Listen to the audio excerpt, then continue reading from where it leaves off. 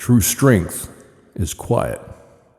It's not boisterous. It has no point to prove. It simply is. Weakness, however, that has a point to prove. One can be assured that yelling and screaming, threatening and taunting, big talk and manipulation, these are weakness dressed up as strength, applying all of the noise they can make to convince you of a strength they simply do not have. If you were to meet the Terminator, as played by Arnold Schwarzenegger, in a back alley, he probably wouldn't have to say to you, "You know what, I'm quite strong, by the way. You should be really scared of me." I've no doubt by his presence alone, without a single word spoken, you'll figure that out by yourself. The mere presence of true strength alone, silent in nature, is terrifying to all the loud frauds who cannot stand in its presence. True strength doesn't need to fight, it simply needs to show up, and weakness dissipates in its presence. Never be scared of the loud ones, the yappy little dog barking up a storm to sound like a much bigger dog, the person constantly reminding you of how powerful or maybe wealthy they are. If they have to sell it that hard, be assured they're not. The true powerful and the true wealthy certainly don't brag about it. Strength begins within. One must develop inner strength before they can ever develop outer strength. It's not about one's physical size, but one's mental size. Books, powerful self-talk, and the trials of life are the aids to such strength. Strength is simply knowing that your mind is greater than any problem or enemy that you might face. Whatever life throws at you, you can handle it. While the weak ask, "What will we do?"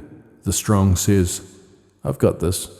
A mind developed as such will look down on large problems, seeing them as small, rather than looking up at small problems, seeing them as large.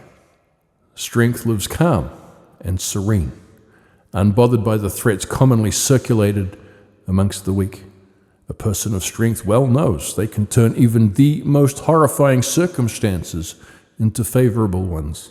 So what's to worry?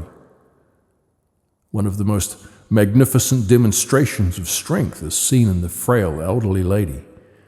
As the newsreader attempts to scare the world with the new threat of the day, the frail lady says, "Oh yes, we went through similar in the late 40s, I believe."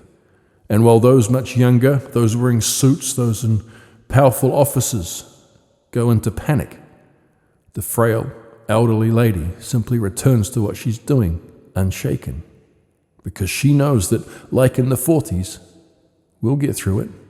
I know of such a lady in her 80s now, frail and tiny in stature, but with a rod of steel for a backbone. Many of the most powerful businessmen in the world would never dare to cross her. They always show her the highest respect, because frail as she might look, her mental strength stands head and shoulders above theirs. A person of true strength doesn't experience the problems of the weak. Those that torment the weak, in true cowardly form, typically only prey on those weaker than themselves. They well know they would self-destroy in the presence of true strength.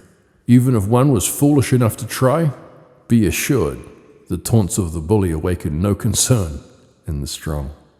As we develop strength, we discover that the infinite freely provides us reliable forces well beyond ourselves, that there's nothing in this world beyond your capacity, that all things truly are possible to those that believe, that there's no mountain you cannot move, there's no battle that you can't win.